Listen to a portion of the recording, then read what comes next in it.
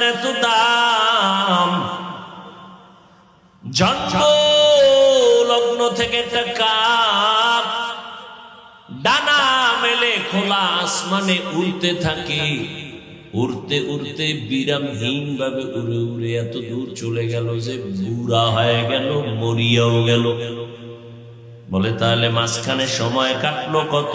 হায়াতুল হায়াওয়ান নামক কিতাবে আছে, প্রাণী পাখিদের মধ্যে ডানাওয়ালা পাখি যারা উড়ে এদের মধ্যে কাকের হায়াত অনেক বেশি, কমপক্ষে 1000 বছর তার হায়াত। একটা কাক জন্ম লগ্ন থেকে যদি উড়তে থাকে 1000 বছর পর্যন্ত, উড়তে উড়তে কত দূরে যাবে? মিলবে কম্পিউটার হিসাব?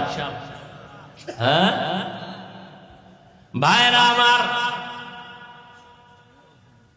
ভালো করে বুঝেন,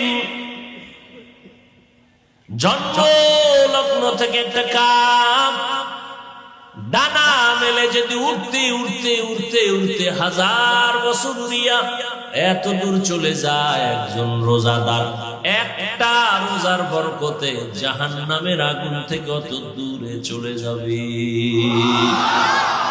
আতিনা ফি দারে দুনিয়া না হাসান, আতিনা ফি দারে উকবা না হাসান। এত রোজার দাম, এই বরকতের রোজা পাইয়াও যারা রাখবে না, এরা পৃথিবীর নিকৃষ্ট কপাল পড়া।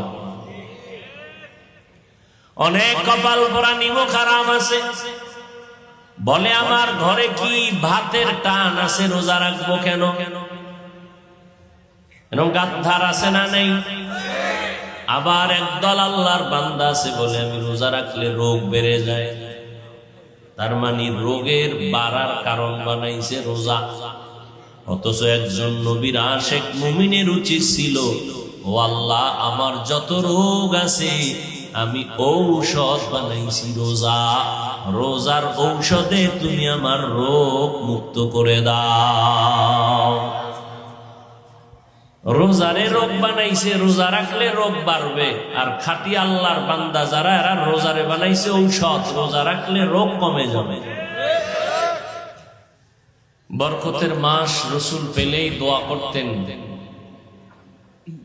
রজব চলে গেল, শাবানও চলে যাচ্ছে, রমাজান আগত। নবীজি দোয়া করতেন রজবের চাঁদ দেখে, আল্লাহুম্মা বারিক লানা ফি রজবা ওয়া শাবান ওয়া বাল্লিগনা রমাজান। আয় আল্লাহ, আপনি রজব ও শাবানে আমাদের বরকত দান করেন, হায়াত বাড়ায় রমাজান পর্যন্ত পৌঁছায় দেন। তার মানে মরলেও যেন রমাজানে মরিয়ার আগে না, কারণ এটা অনেক বরকতপূর্ণ মাস। হাদিসে নবী বলেন, সাইয়্যিদুশ শুহুর শাহরু রমাদান। সমস্ত মাস সমূহের মধ্যে শ্রেষ্ঠ এবং সরদার হলো রমাজানুল মুবারক, এই মাস। এই বরকতের মাস, মানুষ দুনিয়ার লাইনেও লাভবান হবে, আখিরাতের লাইনেও যদি কাজে লাগায় লাভবান হবে। সমস্ত শ্রেণী পেশার মানুষ এই মাসে বরকতপূর্ণ হয়ে যায়, লাভবান হয়ে যায়। যারা দুনিয়ার লাইনে ব্যবসা করে, চাকরি করে, মুসলমান গায়রে মুসলমান সবাই লাভবান হয়। এতটা লাভবান হয় যে ভিন্ন মাসে এই পরিমাণ লাভ হয় না। আখিরাতের লাইনেও যদি একটু মেহনত করে তো সেও অন্য মাসের তুলনায় অনেক লাভবান হয়। কারণ এই মাসে অন্য মাসের থেকে এত লাভ কেন এবং কি সে লাভ? অন্য মাসে একটা নফল আমল করলে যা পাবে, রমাজানে করলে ফরজের সমান সওয়াব পেয়ে যাবে। অন্য মাসে একটা ফরজ আমল করলে যা পাবে, রমাজানে তার থেকে 70 গুণ বেশি পেয়ে যাবে। এই বরকত কিয়ামত পর্যন্ত আর ভিন্ন কোনো মাসে আসবে না। আর এগুলো পেয়েছি আমাদের রহমতের নবীর বরকতে। ওয়ামা আরসালনাকা ইল্লা রাহমাতাল লিল আলামিন।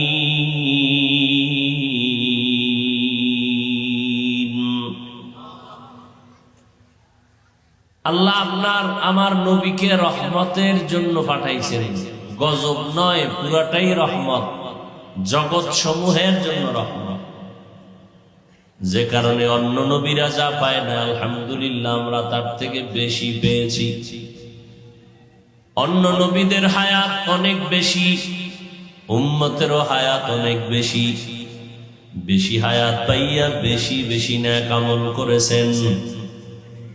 আল্লাহ বলেন, ও পয়গম্বর, আপনার হায়াত কম, আপনার উম্মতের হায়াত কম, 60 থেকে 70-এর মাঝে।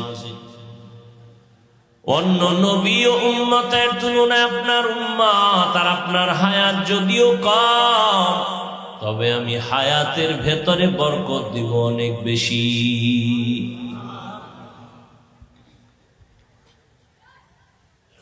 আপনার বরকতে আমি গোটা উম্মতকে বরকত পূর্ণ করে দিব।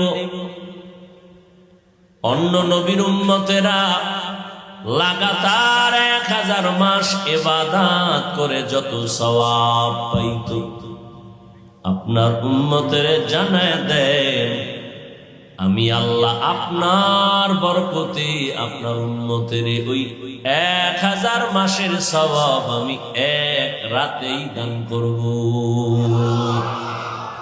আতিনা ফি দারে দুনিয়া না হাসান, আতিনা ফি দারে উকবা না হাসান, ইয়া গিয়াসাল মুস্তাগীসিন ইহদিনা ইফতিখারা বিল উলুমি ওয়াল গিনা।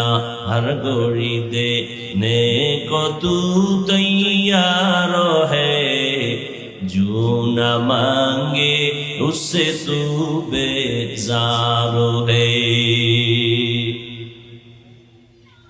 অন্য নবীর উম্মত 1000 মাসে যা পাইতো, আমরা তা কবে পাবো? কথা বলেন না কেন? সেই রাতটা কোনটা? লাইলাতুল কদর। ইন্না আনজালনাহু ফি লাইলাতিল কদর ওয়া মা আদরাকা মা লাইলাতুল কদর, লাইলাতুল কদরি খায়রুম মিন আলফি শাহর। 1000 মাসের ইবাদতের থেকেও দামি এই এক রাতের ইবাদত অন্য কোন নবী পায় নাই, উম্মতের আল্লাহ দেন নাই। একমাত্র আখিরি নবীর উম্মতকে আল্লাহ দান করেছেন নবীজির বরকতে। আপনার উম্মত যদি রমজানে একটা রোজা রাখে, রোজা তো রাখবে সব, একটার দাম কত? এক রোজার এত দাম। জন্ম লগ্ন থেকে একটা কাক ডানা মেলে খোলা আসমানে উড়তে থাকে, উড়তে উড়তে বিরামহীন ভাবে উড়ে উড়ে এত দূর চলে গেল যে বুড়া হয়ে গেল, মরিয়াও গেল। বলে তাহলে মাঝখানে সময় কাটলো কত? হায়াতুল হায়াওয়ান নামক কিতাবে আছে, প্রাণী পাখিদের মধ্যে ডানাওয়ালা পাখি যারা উড়ে, এদের মধ্যে কাকের হায়াত অনেক বেশি, কমপক্ষে 1000 বছর তার হায়াত। তো একটা কাক জন্মলগ্ন থেকে যদি উড়তে থাকে 1000 বছর পর্যন্ত, উড়তে উড়তে কত দূরে যাবে? মিলবে কম্পিউটার হিসাব? হ্যাঁ ভাইরা আমার, ভালো করে বুঝেন। জন্ম লগ্ন থেকে একটা কাক ডানা মেলে যদি উড়তে উড়তে উড়তে উড়তে 1000 বছর দিয়া এত দূর চলে যায়, একজন রোজাদার একটা রোজার বরকতে জাহান্নামের আগুন থেকে অত দূরে চলে যাবে। আতিনা ফি দারে দুনিয়া না হাসান আতিনা ফি দারে উকবা না হাসান। এত রোজার দাম, এই বরকতের রোজা পাইয়াও যারা রাখবে না, এরা পৃথিবীর নিকৃষ্ট কপাল পোড়া। অনেক কপাল পোড়া নিমক হারাম আছে, বলে আমার ঘরে কি ভাতের টান আছে, রোজা রাখবো কেন? এরকম গাদ্দার আছে না নেই? আবার একদল আল্লাহর বান্দা আছে বলে আমি রোজা রাখলে রোগ বেড়ে যায়।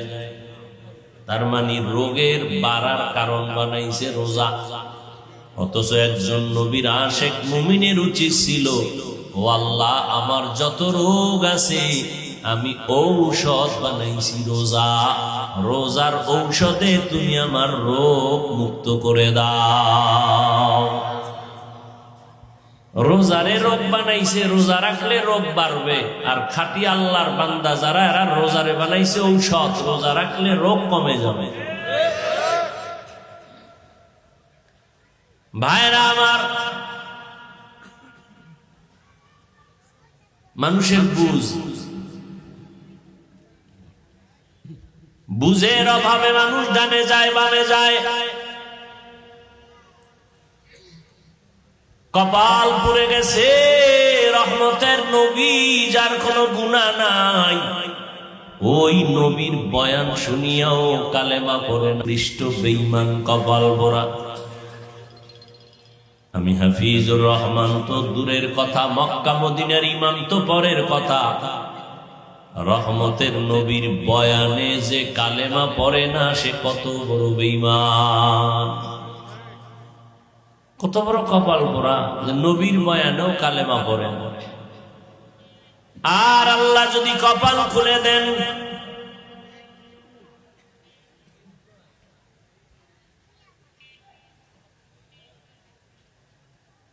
এই যে মোবাইল লইয়া জ্বালা, হ্যাঁ, একটা সচেতন বাবা কখনো বাচ্চার হাতে মোবাইল দিতে পারে না। এরা মা বাবার যোগ্যতা হারিয়ে ফেলেছে। সন্তানের ছুরি দিয়া গলায় জবাই করা যেমন, এটা এর থেকে আরো মারাত্মক এই মোবাইল হাতে দেওয়া। আমরা তো ঠিক কর, ওই বাবায় তো কত খুশি ছেলেরে মোবাইল হাতে দিয়া, কত আনন্দিত, কিন্তু জানে না যে ছেলে বাবার গলায় ছুরি ধরবে সময় মতো। এই বাবায় মোটেও বুঝে নাই, আদরে আদরে জীবন নষ্ট করতেছে বাবা হইয়া। কেমন বাপ যে ছেলের জীবনটা নষ্ট করতেছে, কেমন মা যে সন্তানের জীবন নষ্ট করতেছে। হাসতে হাসতে হাসতে হাসতে সন্তানগুলোকে ধ্বংসের দ্বার প্রান্তে নিয়ে যাচ্ছে। কোন তাবিজে কাম হবে না, কোন পীরের দোয়ায় কাম হবে না। সেদিন এক বড় লোক আইছে, 5 বছর ছেলে আব্বু কইয়া ডাকে না, আম্মু কইয়া ডাকে না। আমি বললাম মোবাইলের গজবে ধরছে। কাহা সব সময় মোবাইল চালায়, আব্বু বলে না, আম্মু বলে না, বলবে দূরের কথা, বাংলা ভাষাই বুঝে না। একটু তেল ভরা দিবেন, পানি ভরা দিবেন। আমি বললাম জুতা ভরা দিলেও কাজ হবে না। কিসের তেল ভরা পানি ভরা? মিয়া চালাকি করেন, কিসের তেল ভরা পানি ভরা? আল্লাহ যদি বেজার হয়, কোন তেল ভরায় চলে না। বড় কঠিন জিনিস মোবাইল। একটা যদি ফায়দা থাকে, 99টা ক্ষতি তার পেছনে কাজ করতেছে। আল্লাহ সবাইকে হেদায়েত দান করেন। আল্লাহ, এই আমার কলিজার যুবকদের চরিত্র শেষ। আপনাদের গ্রাম এলাকা তো ধান ক্ষেত আছে না? ধান ক্ষেতের মধ্যে দেখছেন লাঠির মধ্যে জামা পরাইয়া মাথায় একটা হাড়ি বসায়, দূরের থেকে মনে হয় একটা মানুষ দাঁড়ানো, ভিতরে কিছু আছে। আমার এই যুবকদের হালাত এমন, উপরে দেখা যায় মানুষ, ভিতরে অলুমান, কিচ্ছু নাই ভিতরে, কিডনি নাই, হার্ট নাই, ব্রেন নাই, চোখের পাওয়ার নাই, কানের পাওয়ার নাই, সব ধ্বংস। আজকে পরীক্ষা করো ডাক্তারখানায়, যাও মেডিকেলে গিয়ে পরীক্ষা করো, যে স্যার একটু পরীক্ষা করে দেখেন তো আমার চোখের পাওয়ার 1 মাস আগে কি ছিল এখন কত, বাড়ে না কমে? আরো কমবে। এই যুবকেরা হাসিস না, পৃথিবীতে যাদেরকে তুই আপন মনে করো এরা তোর জীবনের দুশ্মন। মনে রাখিস, কথাটা লিখে রাখিস, পৃথিবীতে নিঃস্বার্থ তোদের বন্ধু একমাত্র ওলামায়ে আহলে হক, এছাড়া কেউ তোদের আপন নাই। স্বার্থে আঘাত লাগবে, মোবাইলের নাম্বার ডিলিট,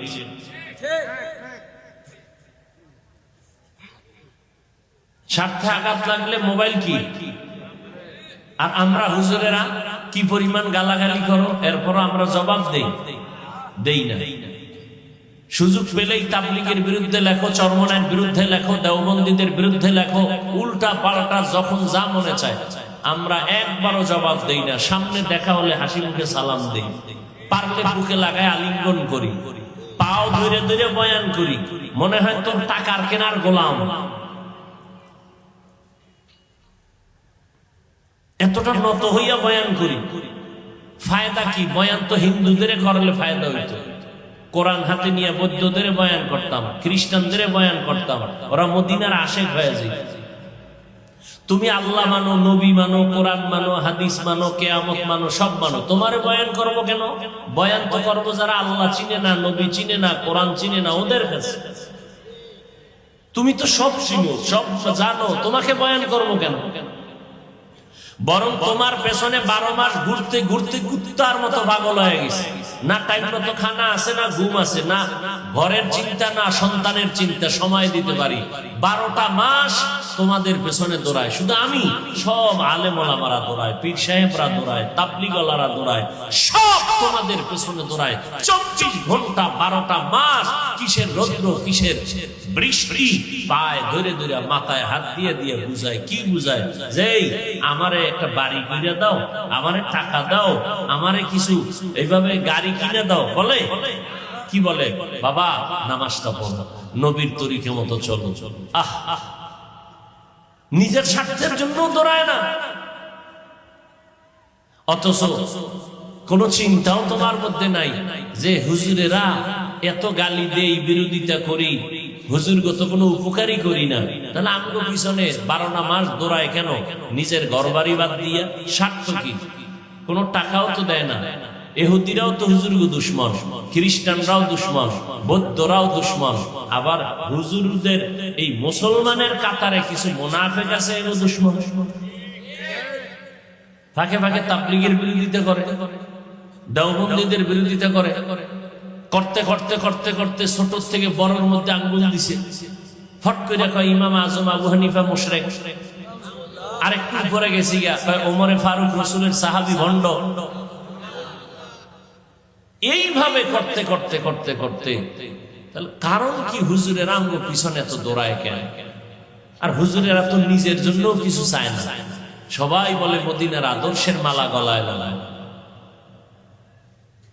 এই বুঝটাও এখন পর্যন্ত অন্তরে ঢুকাইতে পারি। বরকতের মাস সামনে, রমাজান, পায়ে হাত রেখে বলি, রে যুবক আল্লাহর গোলাম, তুমি স্কুলে পড়ো, কলেজে পড়ো, কোনো বাধা নাই, আমরা তোমাকে নিষেধ করি না।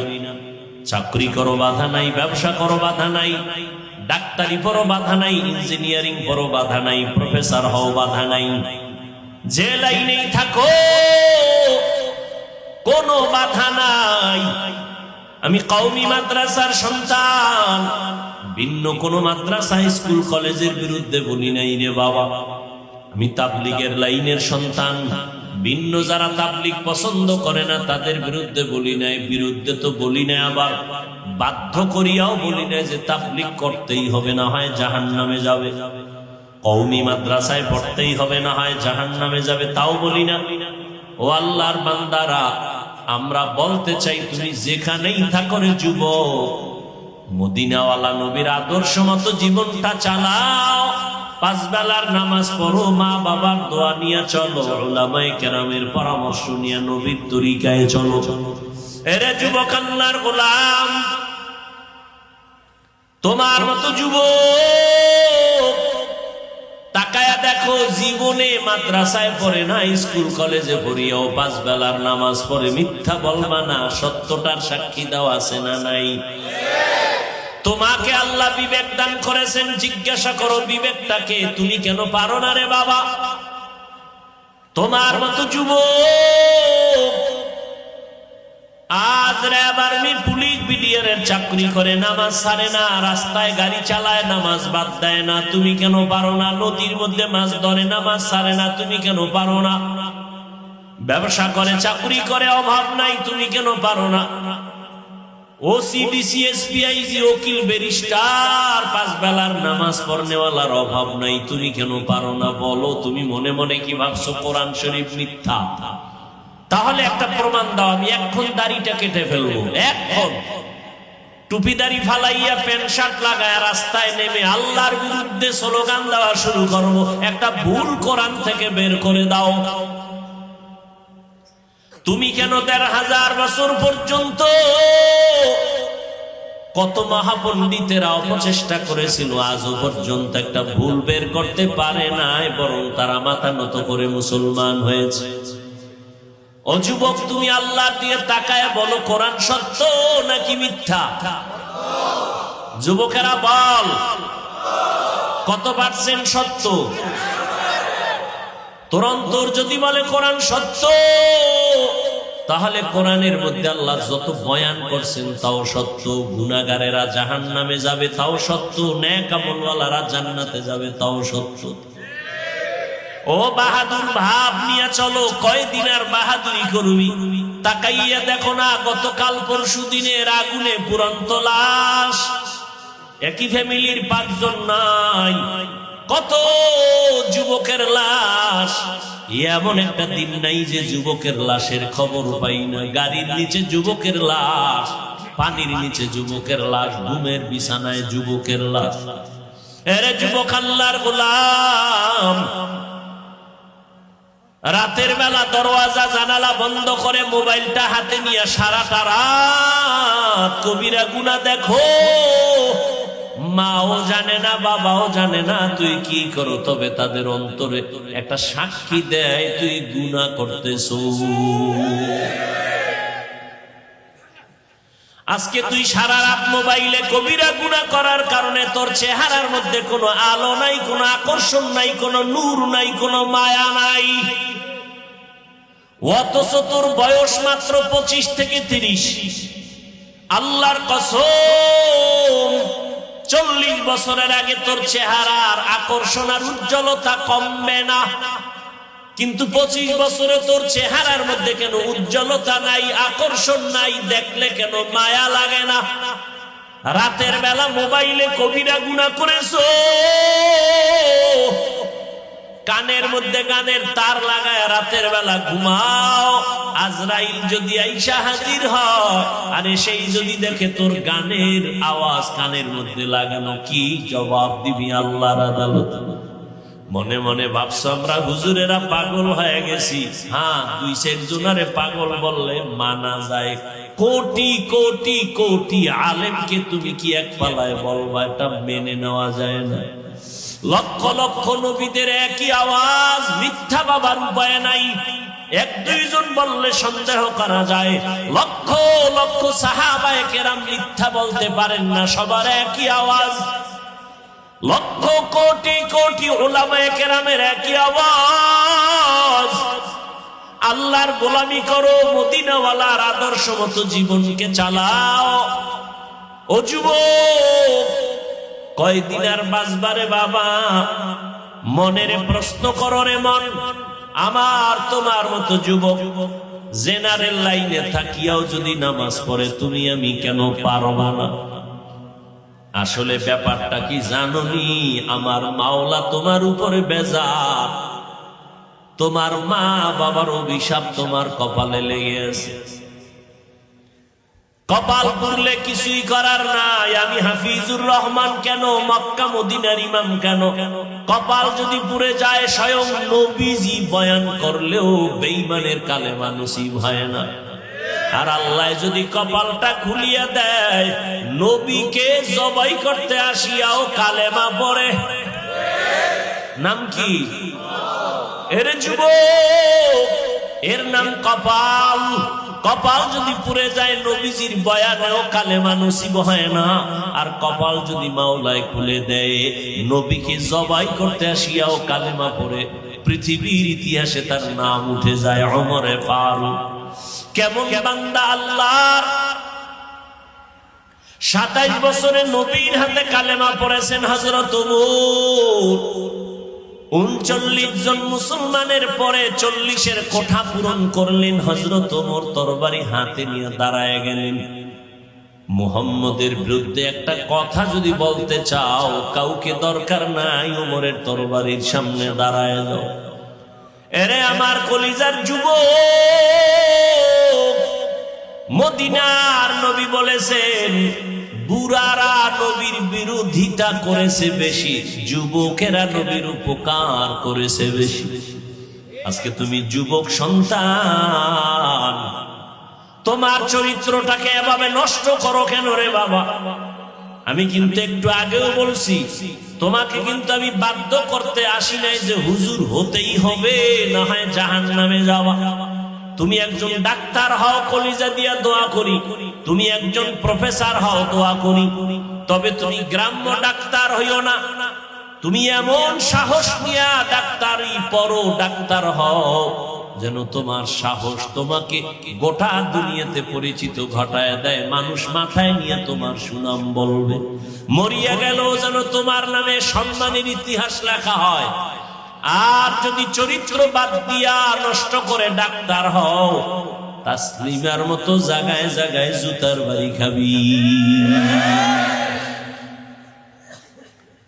প্রফেসর হও, দোয়া করি, তবে বেয়াদব হইও না। তোমার ব্যবহারে যেন কোনো মা বাবা কষ্ট না পায়, তোমার আচরণে যেন আলেম কষ্ট না পায়, মুরব্বীরা কষ্ট না পায়। ডাক্তার যদি হতে হয় তো আন্তর্জাতিক মানের ডাক্তার হও। ইঞ্জিনিয়ার যদি হতে চাও, জাতীয় বা ইন্টারন্যাশনাল, তুমি একজন ইঞ্জিনিয়ার হও, মানুষ তোমাকে চিনবে, দোয়া করবে।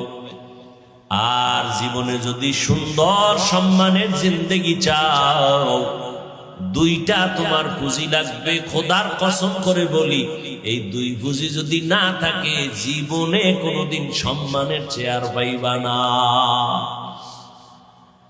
কয় পুঁজি? যুবকেরা ভালো করে শুন, আমগো মাথা নষ্ট না, গাঞ্জা খাও তুই, মাথা নষ্ট আমাগো না। বিড়ি টানো তুমি, আর মাথা নষ্ট হবে আমগো। আমরা 24 ঘন্টা ওযু সহকারে থাকি, নামাজ পড়ি, মানুষের গালি দেই না, ক্ষতি করি না, মানুষের জন্য কান্দা কান্দা দোয়া করি, পাও দৌড়ে দৌড়ে বুঝাই, মাথা নষ্ট আমগো না। আর তুমি মদের বোতলায় দৌড়াও, তোমার মাথা নষ্ট হয় না। তুমি গাঞ্জা খাও, মাথা নষ্ট হয় না। তুমি মোবাইলে গুনাহের কাজ করো, তাতে মাথা নষ্ট হয় না।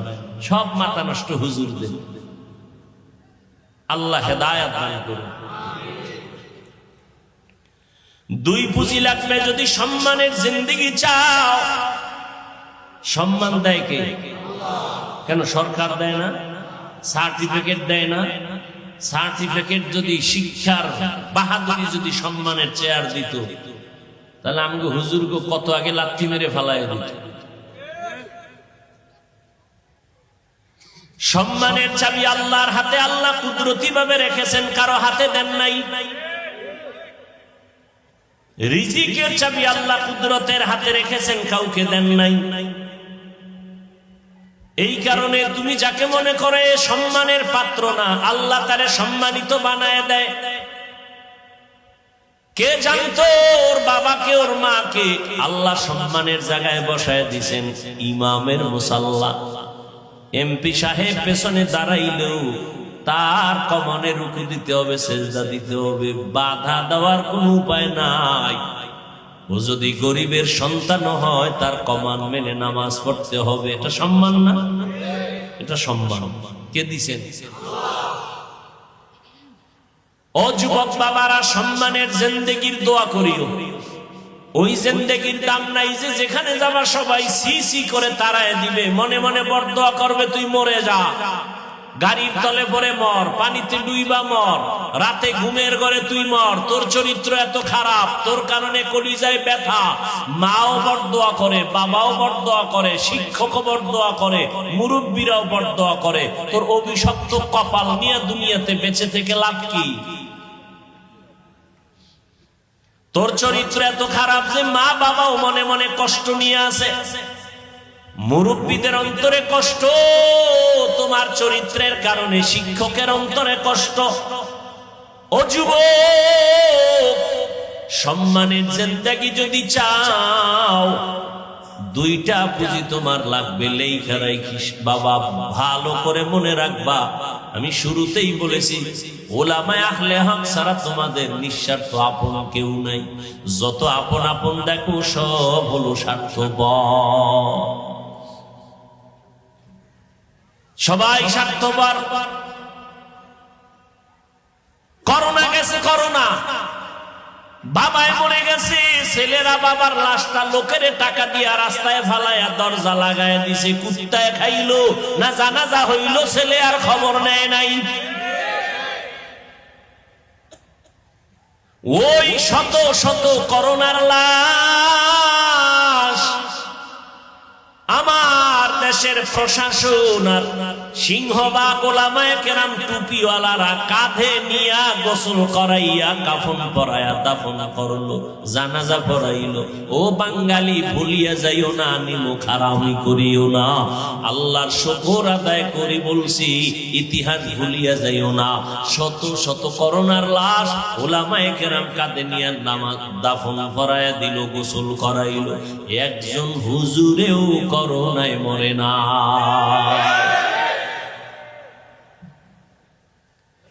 সারা দুনিয়ার বেঈমানরা কোরআনের বিরুদ্ধে দুশমনী করে, মাদ্রাসার বিরুদ্ধে দুশমনী করে, আবার তলে তলে কিছু মুনাফিকরাও করে।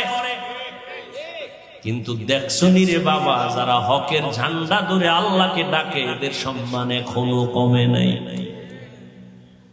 করোনার ভেতরে স্কুল বন্ধ, কলেজ বন্ধ, চাকরি বন্ধ, ব্যবসা বন্ধ, ট্রেন বন্ধ, বাস বন্ধ, দোকান বন্ধ, মিল ফ্যাক্টরি সব বন্ধ, নৌপথ জলপথ সব বন্ধ। কিন্তু তাকাইয়া দেখছো নি, একটা কোরআনের মাদ্রাসাও বন্ধ হয় নাই। বুঝে না, বুঝে না, খুব ভাব নিয়ে বসে আছে।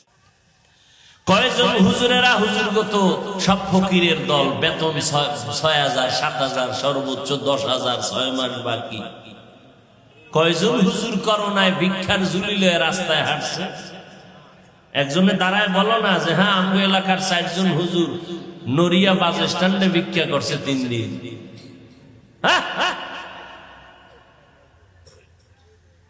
মাথায় আছে কিছু তোমার? বুঝো কিছু? আল্লাহ চোখের সামনে দেখাইতেছে, বুঝার কপাল নাই। ওই যে বলছি কপাল পোড়া, কপাল যদি পুড়িয়া যায়, আমি হাফিজুর রহমান কেন, রসুলের বয়ানে কালেমা নসিব হয় না, তা আমি কে? আর কপাল যদি খুলে যায়, তো নবীকে জবাই করতে সেও সে কালেমার হেদায়াতের রশি গলায় লাগায়, এর নাম কপাল। মোনাজাত তো সবাই ধরে, কিন্তু সবার চোখে পানি আসে না। আসে? এটা কোন থানা? জাজিরা থানায় ওসি সাহেব একজন আসামিকে ধইরা থানায় নিয়ে এতটা পিটান দিল, বেত্রাঘাত করবা, আসামির কোনো চোখে পানি নেই, হুদা চিল্লায়।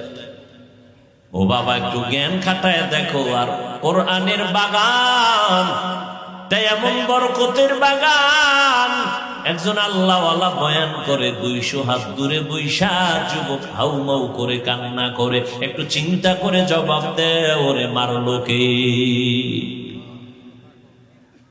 থানায় আসামিরে পিটায় কাঁদে না, আর আল্লাহর ওলি বয়ান করে ২০০ হাত দূরে বৈশা যুবক চিল্লায় কাঁদে, আল্লাহ মাফ করিয়া দাও, ও আল্লাহ, জীবনে গুনাহ করে করে জীবনটারে নষ্ট করে ফেলেছি, এই জীবনে আমার হাতের দিকে তাকাইলে দেখি আমার হাত না পাক, আমার চোখ না পাক, আমার কান না পাক, আমার অন্তর না পাক, জবান না পাক। চিল্লায় কাঁদতেছে মালিক। আমি চিন্তা করে দেখলাম আমার চরিত্রের কারণে আমার মা মনে মনে আমারে খারাপ জানে, বাবাও খারাপ জানে, আমার কপাল এত খারাপ। আজ আমার চরিত্রের কারণে আমার ওস্তাদ শিক্ষকেরা আমাকে ভালো জানে না। আমি কারো সাথে একটু ভালো ব্যবহার করতে পারি না, সবার সাথে ঝগড়া লাগাই দিই। আমার ব্যবহারে আলেমরাও কষ্ট পায়, ইমাম সাহেবরাও কষ্ট পায়, আমার বন্ধু বান্ধবেরাও কষ্ট পায়। এই কি আমার অভিশপ্ত জীবন? ও মালিক, এই প্যান্ডেলে আজ তুমি নিয়ে আসছো, গুনাহ নিয়ে বাড়ি যেতে চাই। ওরে আল্লাহ, হেদায়াত দিলে দেখবি যুবকের চোখে পানি বের হয়ে গেছে, কেউ ধরে রাখতে পারবে না। বেতের বাড়ি দিয়ে যারে কান্না বের করা যায় না, আর কোরআনের বাগানে বসলে অজর দ্বারায় কান্না করে, এটা মাওলার মোহাম্মত, এর নাম হলো কপাল।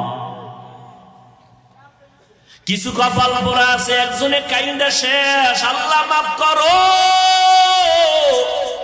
আর কত বড় বেঈমান পাশে বইয়া হাসে আর কয় দেখ কেমনে কান্না করে, লজ্জা নাই। কত বড় মুনাফিক, কত বড় নিমক হারাম গাদ্দার, নিজেও কাঁদে না, অন্যের কান্নাটাও পছন্দ করে না। অথচ আল্লাহ পাক বলেন ফালিয়াজহাকু কালিলা ওয়ালিয়াবকু কাসীরা, কম হাসো, বেশি বেশি কান্না করো। ও যুবক, ও বৃদ্ধ বাবাজিরা, ও পর্দার আড়ালের আম্মা জানেরা, আপনাদের এত সম্মান। এই দুনিয়াতে আপনারা নবী হতে পারেন নাই, তবে আপনারা নবীদের মা, সাহাবায়ে কেরামদের মায়ের মতো মা, আলেমদের মায়ের মতো মা। এই স্টেজে তিনটা হাফেজে কোরআনের পাগড়ি দিলাম আজ।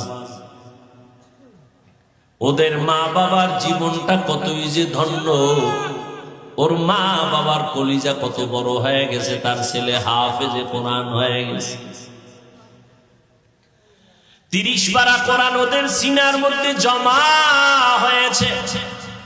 ও যুবক, তুমি এত পারো, এত পারো, এত পারো, দাঁড়াও, আদর্শ লিপির 10 পৃষ্ঠা মুখস্থ শোনাও। এই পণ্ডিত, এত পারো, দাঁড়ায় আদর্শ লিপির 10 পৃষ্ঠা মুখস্থ শোনাতো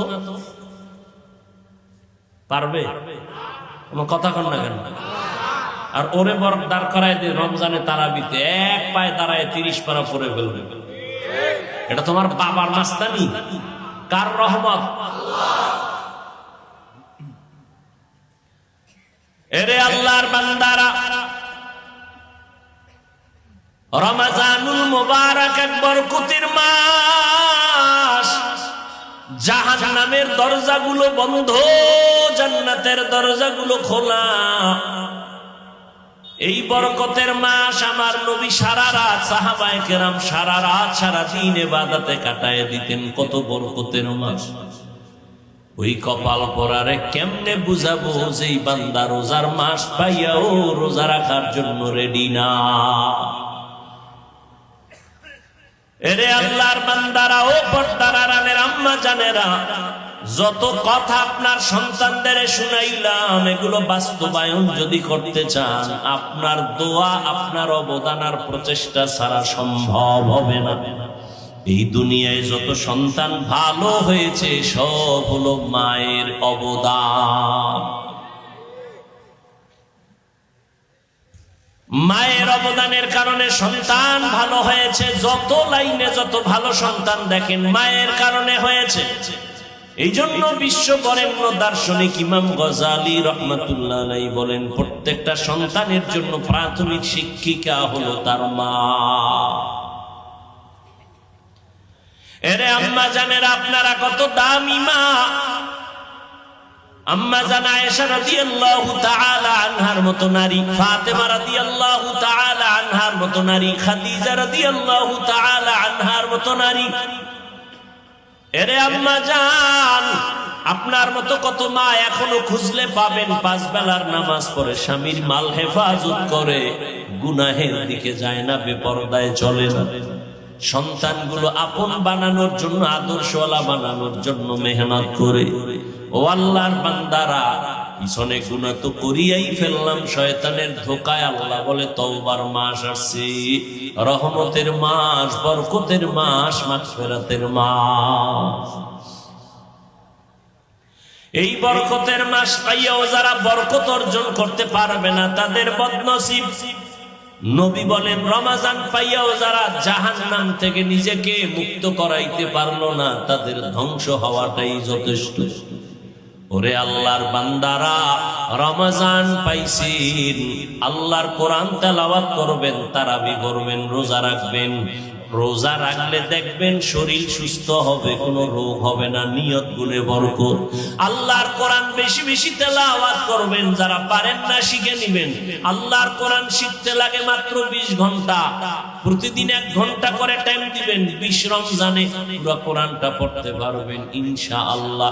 কারণ পৃথিবীতে আল্লাহর কোরআনের ভাষার মতো সহজ ভাষা জমিনে আর নাই।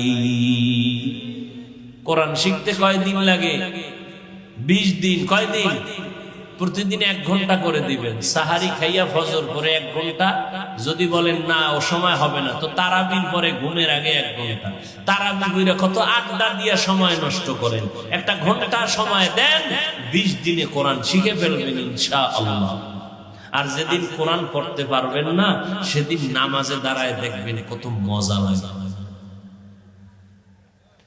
ও আমার কলিজার যুবক বাবারা, তোমার চরিত্র দিয়ে আলোকিত করবা গোটা দুনিয়া। তোমার আদর্শ দিয়া জমিনটা আদর্শবান হবে, কলঙ্ক মুক্ত হবে জমিন। তোমার আদর্শের কারণে সমাজের অন্ধকার দূর হয়ে যাবে। সেই আদর্শ তুমি অর্জন করো। 2টা পুঁজি তোমার লাগবে, যেই 2 পুঁজি না হলে তুমি ডাক্তার হবা সম্মান পাবা না, ইঞ্জিনিয়ার হবা সম্মান পাবা না। ওই 2 পুঁজি আমি হাফিজুর রহমানের মধ্যেও যদি না থাকে আমি মাওলানা হতে পারবো, সম্মানের জায়গায় বসতে পারবো না। ওই 2 পুঁজির প্রথম পুঁজি হলো শারীরিক সুস্থতা, দ্বিতীয় পুঁজি হলো সুন্দর চরিত্র।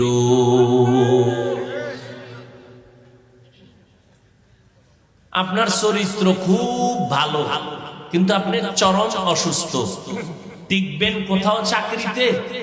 কথা বলেন না কেন? টিকবেন কোন শিক্ষা প্রতিষ্ঠানে? কোথাও আপনার সম্মান পাবেন না। সুস্থতা, অসুস্থ হইয়া যদি ঘরের বিছানায় পড়ে থাকেন তাহলে আপনাকে আপনজনেরাও মনে মনে ঘৃণা করবে, কেউ আপনাকে অন্তর থেকে ভালো জানবে না। ও আল্লাহর বান্দারা, এজন্য 1 নাম্বার শারীরিক সুস্থতা আপনার লাগবেই, দ্বিতীয় লাগবে সুন্দর চরিত্র। এই 2 পুঁজি যদি আপনার না থাকে কোনদিন সম্মানের জায়গা আপনি খুঁজে পাবেন না। 1 নাম্বার পুঁজির নাম সুস্থতা, দ্বিতীয় পুঁজির নাম হলো সুন্দর চরিত্র। চরিত্র ভালো আছে, অসুস্থ কোনো কাজে আসবে না। আবার আপনি সুস্থ, পুরাটাই সুস্থ কিন্তু চরিত্র ভালো না, কেউ আপনাকে সম্মান দিবে না। আর এই সুস্থতা আর চরিত্র দুটোটাই ধ্বংস করলো মোবাইল।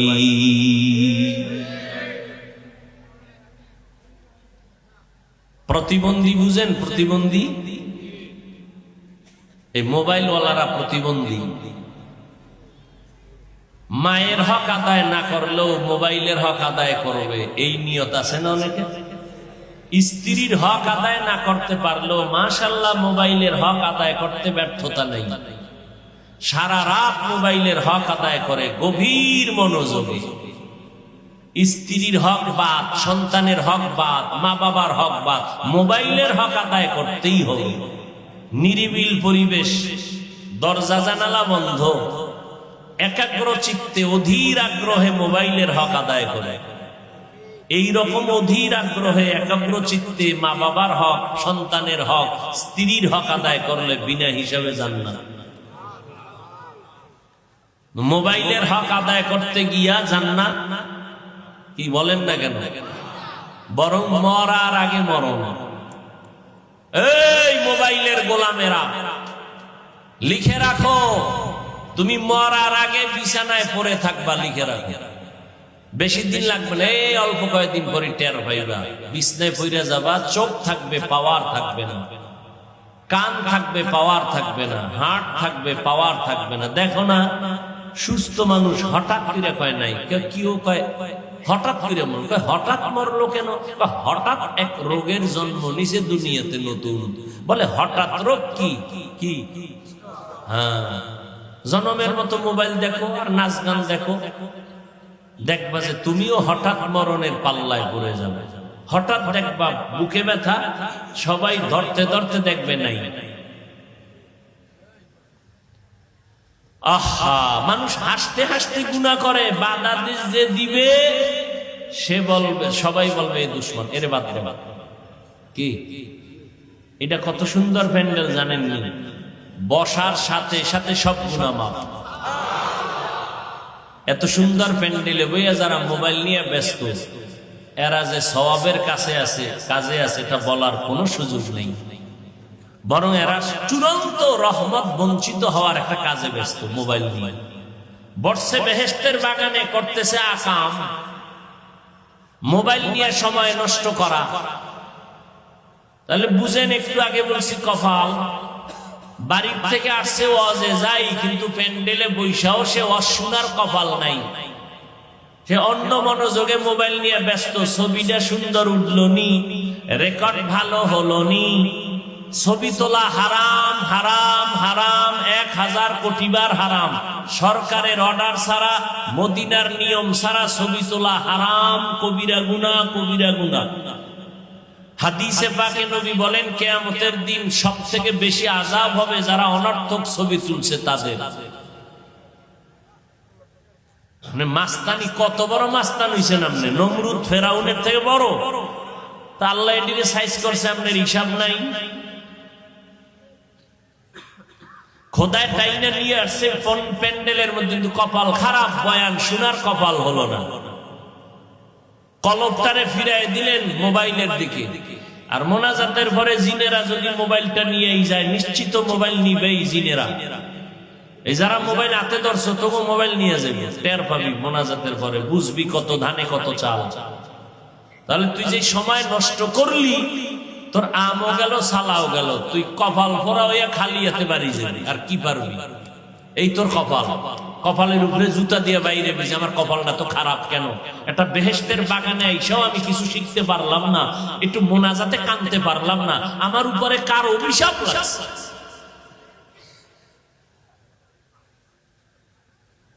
ও যুবক বাবারা, ও পর্দার আড়ালের আম্মা জান বোনেরা, এখনো সময় আছে, রমাজান আসতেছে, শাবান চলতেছে, তৈরি হয়ে যান। জীবনে অপরাধ কম করি নাই, আল্লাহ তওবার দরজা খুলে ডাকতেছে, না আয়, আমি তোর জীবনের গুনাহ মাফ করে দিব। ও আল্লাহর বান্দারা, আল্লাহ পাক তওবাকারীকে বড় মায়া করেন, পছন্দ করেন। কত বড় বড় বেঈমানকেও আল্লাহ মাফ করে দিয়েছেন। এরে আল্লাহর বান্দা, এখনো সময় আছে, তওবার নিয়ত করে নাও। ও যুবক, আজকে মনে চাইলে তো আমিও তোমার মতো প্যান্ট শার্ট টাই লাগায় রাস্তায় ঘুরতে পারি, কেউ আমারে বাধা দিবে না। এই টুপি মাথায় দিলে মাথাটা গরম লাগে, তোমার থেকে কম বুঝি না রে বাবা। দাড়ির কারণে যৌবনের ভাব চলে যায়, তোমার থেকে কম বুঝি না। লম্বা জামাটা পরার কারণে শরীরটা গরম লাগে, আটকা লাগে, কম বুঝি না।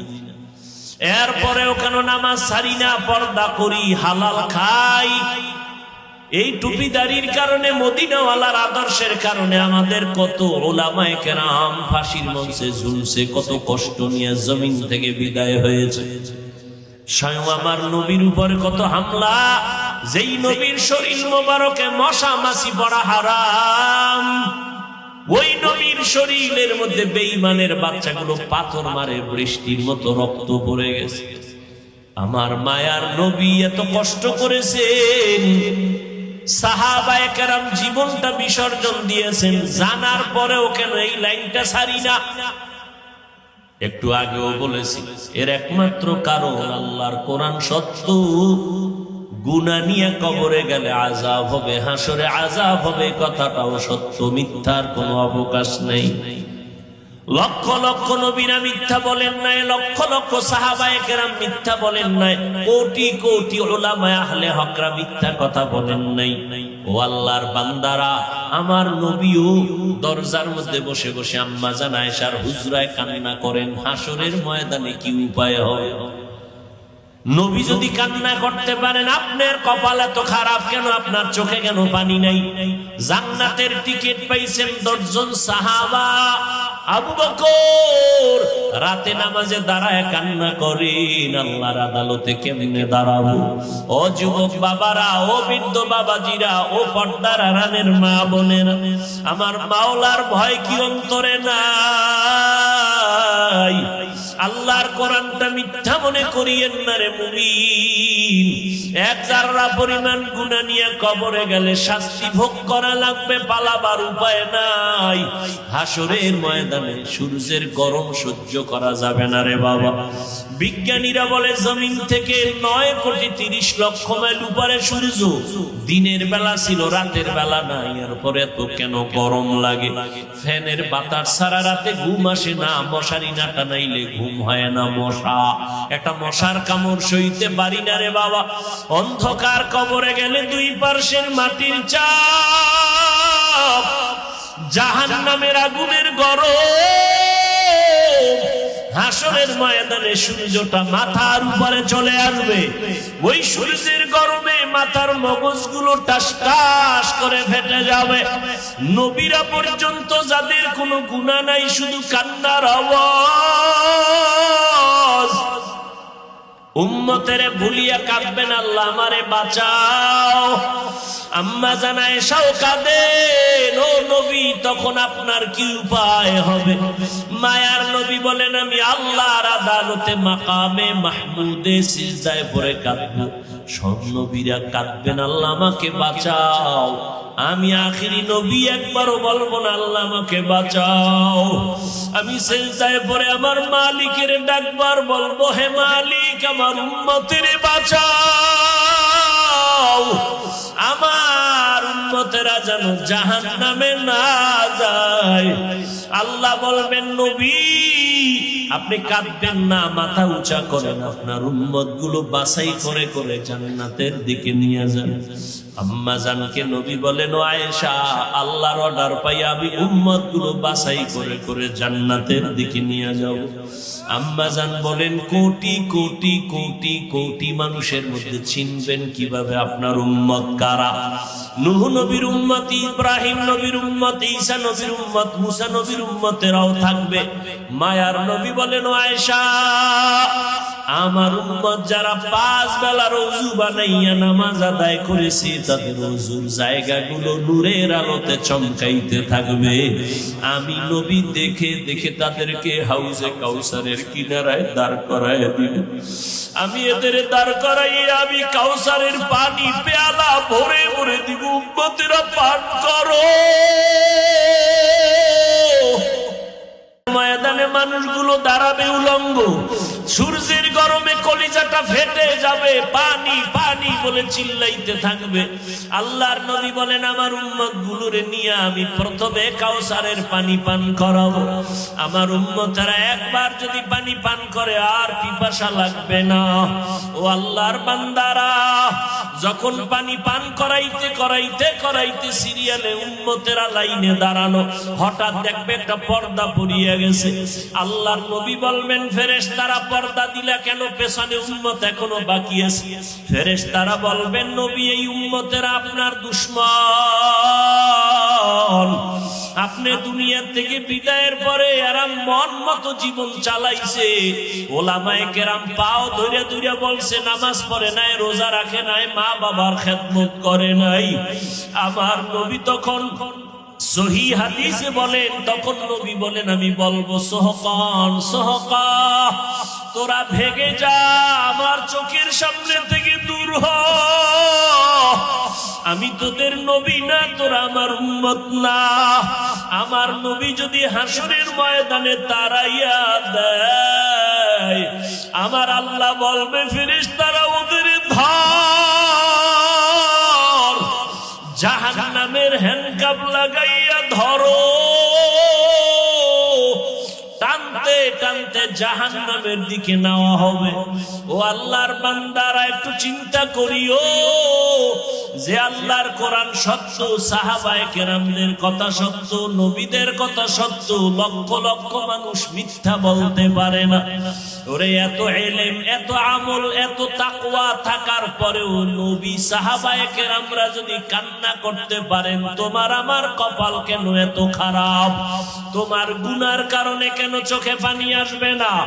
মা বাবার সামনে সন্তান অন্যায় করিয়া শাস্তির ভয়ে যদি কান্না করতে পারে, শিক্ষকের সামনে ছাত্র অন্যায় করে যদি শাস্তির ভয়ে কান্না করতে পারে, ওরে আমার মাওলার আযাবের ভয় কি কম? যত অপরাধ করেছো, গুনাহ করেছো, আমার মাওলার সামনে কি একটু ভয় তোমার আসে না রে বাবা? সাহাবায়ে কেরাম সমস্ত আউলিয়া উলিয়ারা কান্না করে করে কবরে গেলেন। ও আল্লাহর বান্দারা, এখনো সময় আছে, তওবা করে নাও। অন্তর ঘুরাই আমার মনে মনে মালিকের ডাকো, অন্তর থেকে গোপনে বলো, হে মালিক, এই ময়দানে আমার মতো গুনাহগার কেউ নাই রে আল্লাহ। আমার গুনার খবর আমার মা বাবা ভাই বোন আপনজন কেউ জানে না, তুমি জানো। রাগ করে পানি বন্ধ করো নাই, খানা বন্ধ করো নাই, সম্মানের জায়গা থেকে ফেলে দাও নাই। ও আল্লাহ, আমার গুনার খবর আমার মা বাবায় যদি জানতো, মনে মনে ঘৃণা করত। ও আল্লাহ, আজকে তওবার নিয়তে ময়দানে আসছি, গুনাহ নিয়ে বাসায় ফিরতে চাই না রে আল্লাহ। গুনার কথা স্মরণ করে কত বান্দা মোনাজাতে কান্না করে, আমার চোখে কেন পানি নাই? আমার কপাল বুঝি খারাপ? ও আল্লাহর বান্দারা, এখন থেকে তওবা করো, আল্লাহকে মনে মনে বলো, আল্লাহ জীবনে আর নামাজ ছাড়বো না, রোজা ভাঙবো না।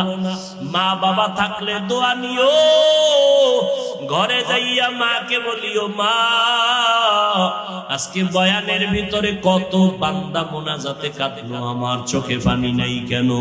আল্লাহ বুঝি আমার উপরে বেজার, আমি আজ তোমার দোয়া চাই, তুমি মাথায় হাত দিয়া দোয়া করিয়া দাও। মা যদি দোয়া করে দেয়, কপাল খুলিয়া যাবে রে বাবা।